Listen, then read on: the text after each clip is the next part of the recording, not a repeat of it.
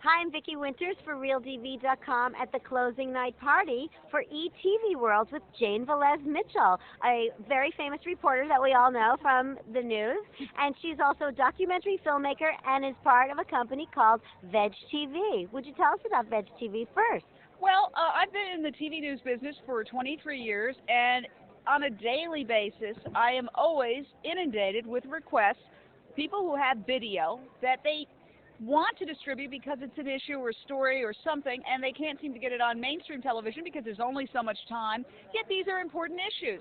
And I've decided to focus on the green area, environmentally friendly, cruelty-free, and good for you, good for the planet.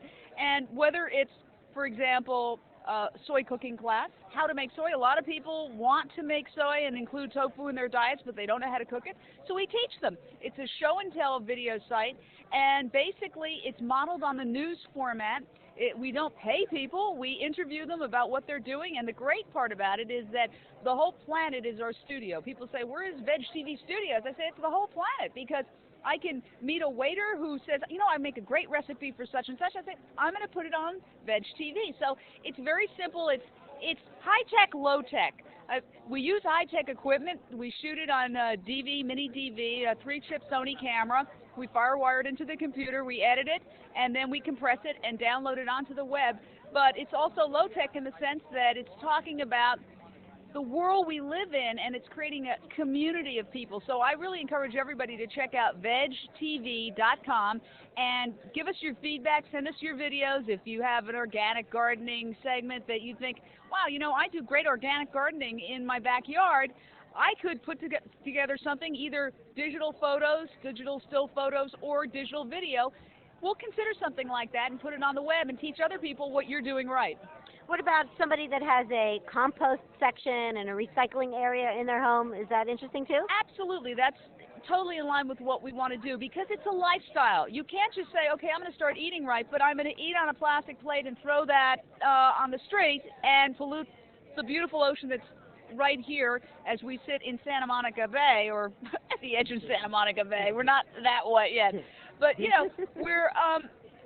It's basically that kind of thing. It's inclusive. It is a lifestyle. Once you start changing one thing, it changes everything else around you. So, for example, if you start eating more of a plant-based diet and you start eating more greens and bringing more greens into your life, and start eliminating, let's say, junk food and processed food, then it's going to change a lot of other things. Suddenly you're going to find yourself doing environmental things that you weren't aware of before. Well, you eliminate some of the paper that you're bringing into the house, the cardboard boxes, the plastic bags, all those things.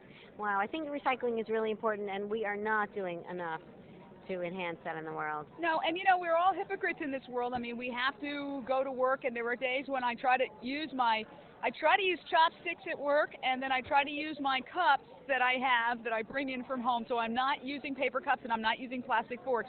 But nobody's 100%, and you know, I will grab a paper cup if I'm running on a deadline and racing into the studio, but I try to do as much as I can within the context of still surviving in the real world. And I would like to learn from other people, well, what's their tip, or what do they do? Like, I could do a little segment on, hey, take your chopsticks wherever you go. You don't need to use those plastic forks. That's a perfect example. It's important information. I didn't do a giant movie on it. I'm just telling you, information is information no matter what form it's transmitted in. All right, speaking of giant movies, I heard that you did a short film, a documentary about some people that are very, very close to you. Yes, I did a documentary about my mother. It's called Anita Velez, Dancing Through Life, and it's currently playing as a featured documentary on movieflix.com, movieflix.com, and basically it's my journey to understand my mother's formative years. My mom came here from Puerto Rico and became a vaudeville dancer and formed her own jazz dance troupe and Latin jazz troupe that played the Palace Theater, and she really invented herself, and she's right over there watching us, so we'll get you into the picture. Why don't you come over, Mom? Perhaps she can come over and be interviewed with us. Oh, we'd love to see. Let's have a round of applause, actually. Woohoo! We love mothers. We love